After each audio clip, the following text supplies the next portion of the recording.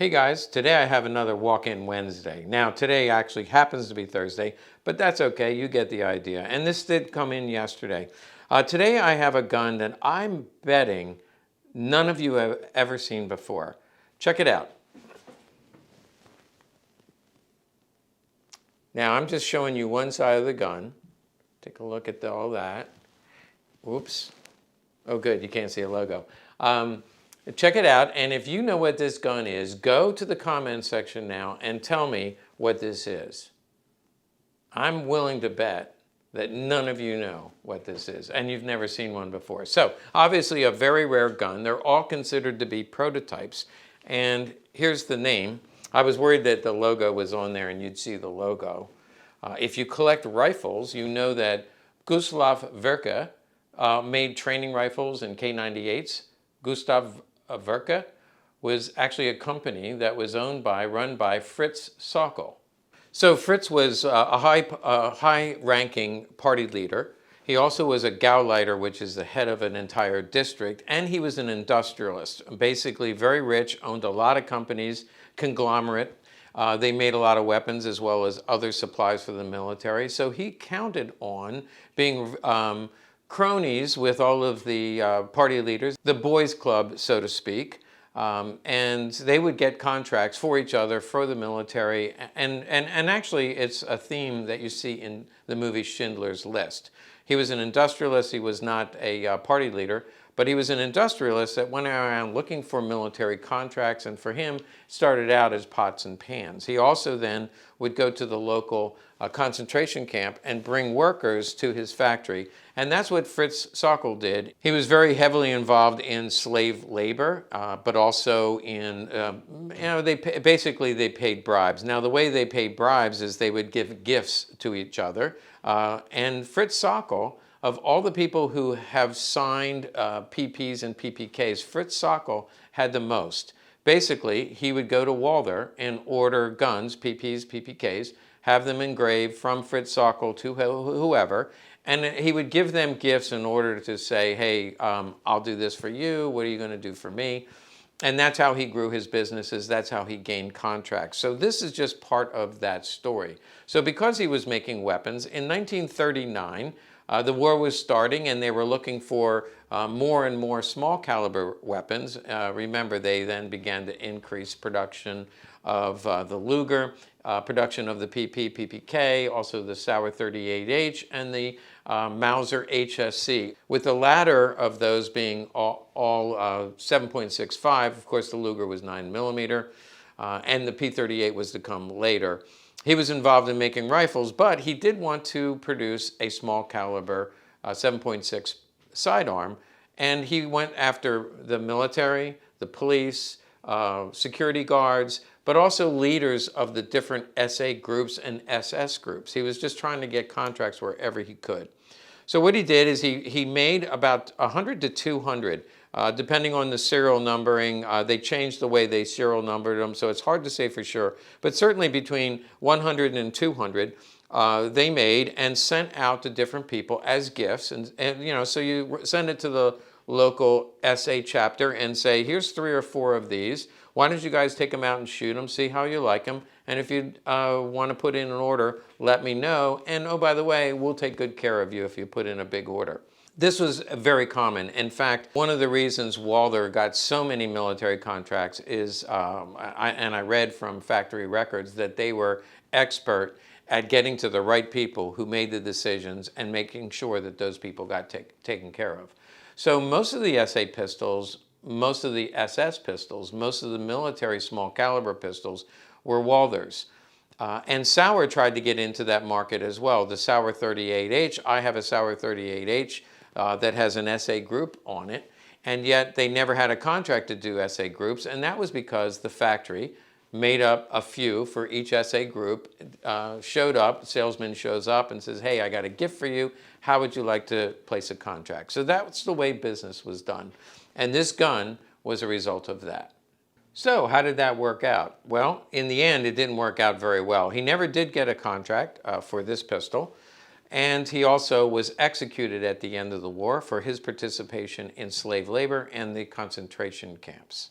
So why don't we take this apart because it's kind of unique. I'm going to show you how it's very similar. Well, it has similarities to the 38H and the Walther PPK, but it also is very different in that it has this safety. I'm going to say this is the big ass safety, or if you're German, it would be groß Asse safety, big ass safety. Take a look at this. This is, pop it over there for, I believe that's safe, and then pop it back to fire. So this is the large safety. I'm going to show you how that works, but everything else is pretty typical of what you see in other contracts. So first of all, the grips are a two-piece instead of the one piece like the PPK. So this would be similar to the Sauer and the PP, and then there's one screw that holds it together.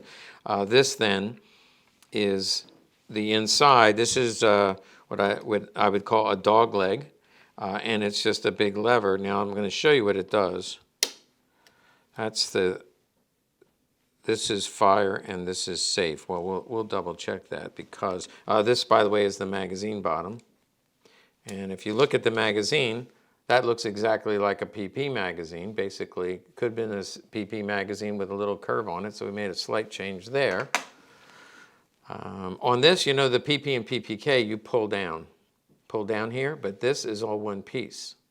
So the frame, which is actually made of a zinc and aluminum, it's a lightweight frame, and it doesn't take finish very well. So they actually made some of these in blue. I saw one on Rock Island that sold. Here's a picture of one that has been blued, mint condition. I'm not sure the prices, but they can be anywhere from $6,000 to $9,000. This one was never finished. It also has no proof marks. No proof marks at all because remember, it was never issued. So it was never issued. It was sent out. They were all prototypes. They were sent out for inspection and say, hey, check out this gun, take it to the range. How many thousand would you like to order? Back to this. I'm fascinated by this safety because it does work, but here's how it works. Now, you're not going to be able to see me move it. But here's the mainspring. It's actually a small mainspring compared to like the Luger or the PPK. But in order to fire it, you have to put tension in the spring. That's what causes the firing pin to fire. So we pull that down. You can say it put tension on that just by pulling that lever. We put tension on it, and then you get your glove caught in it. How many times, how many videos have I done where I get my gloves caught in it? So very simply, we create the tension, so like a lever, but then of course we have to cock the gun, and if we pull the trigger.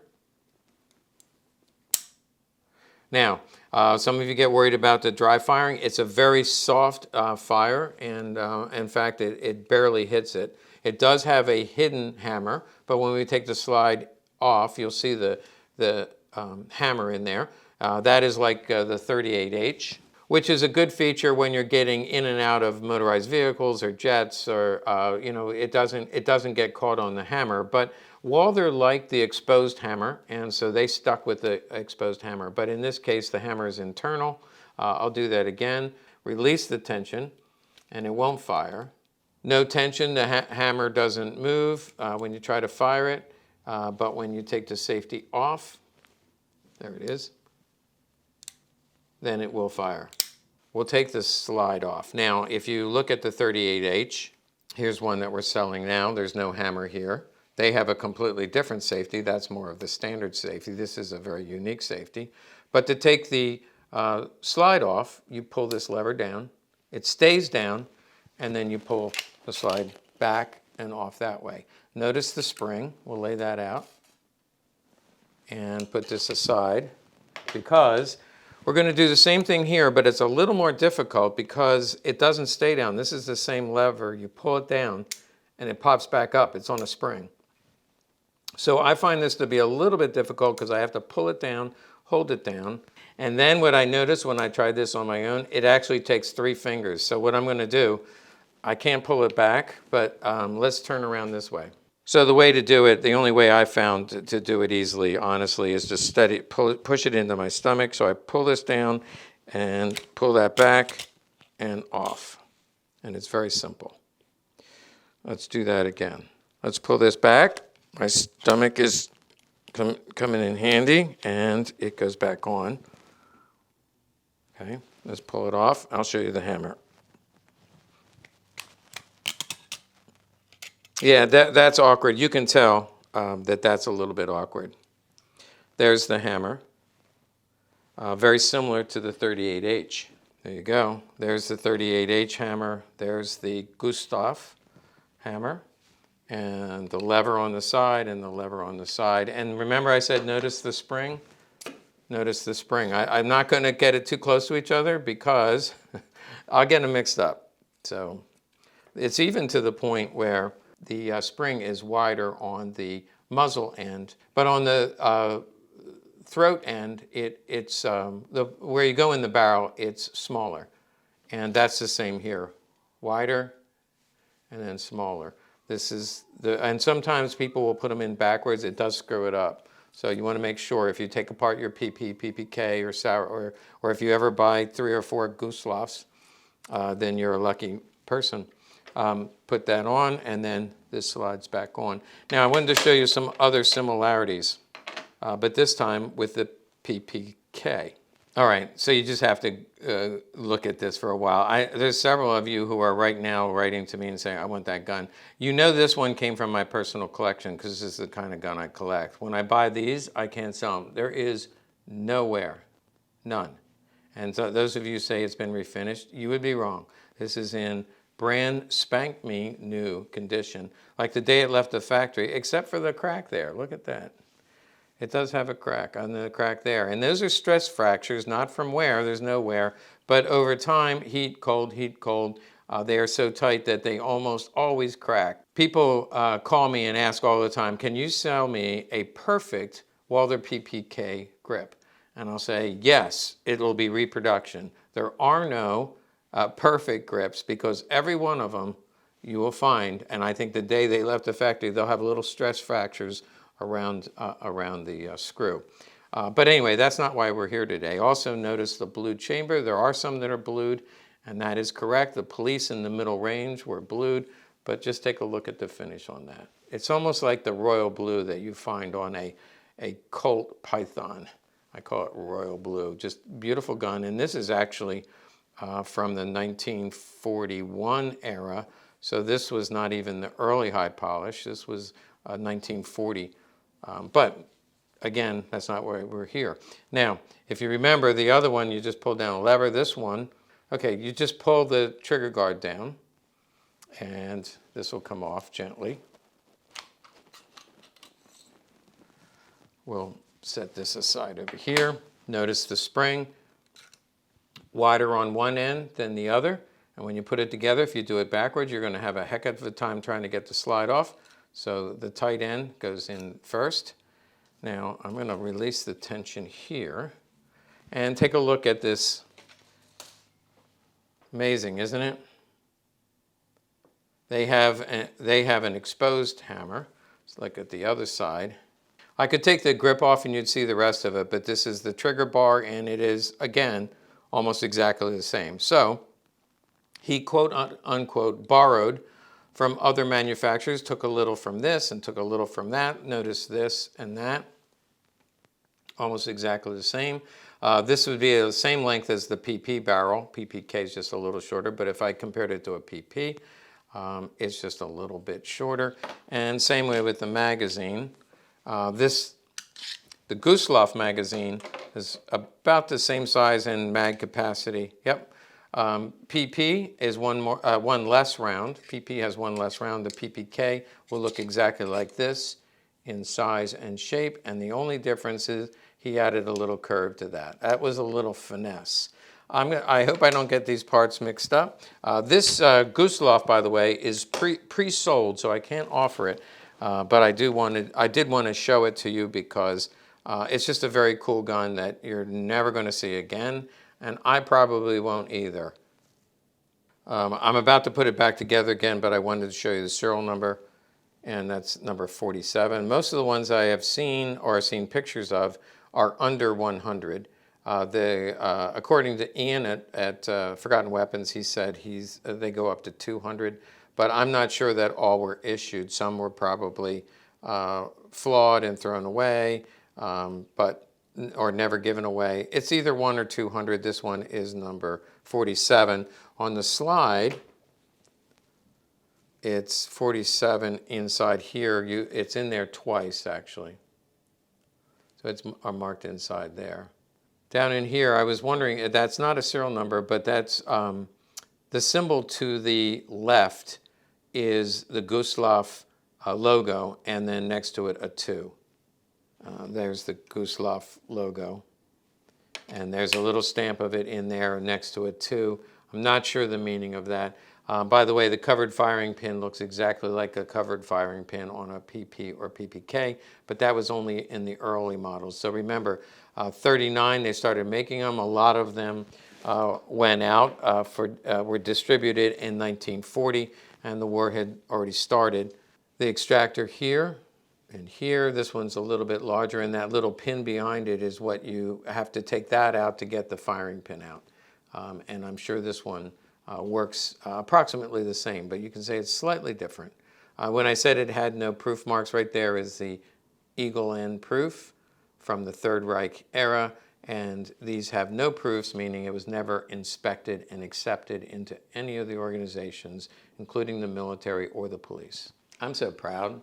I hope that was a fun ride for you, and I sure hope that these springs are interchangeable, because I might have gotten them mixed up, but oh well. Just kidding, of course. We got them all back together. I'm probably the least mechanical collector you know. So for me to take guns apart and put them back together, and with the help of my stomach, I got it done. Hey, thanks for watching. I hope you were entertained and you learned something. Stay tuned, because I am going to do another virtual gun show and show you a whole lot more guns that you might find at a local gun show, but you don't have to get out of bed. You just stay home and watch it.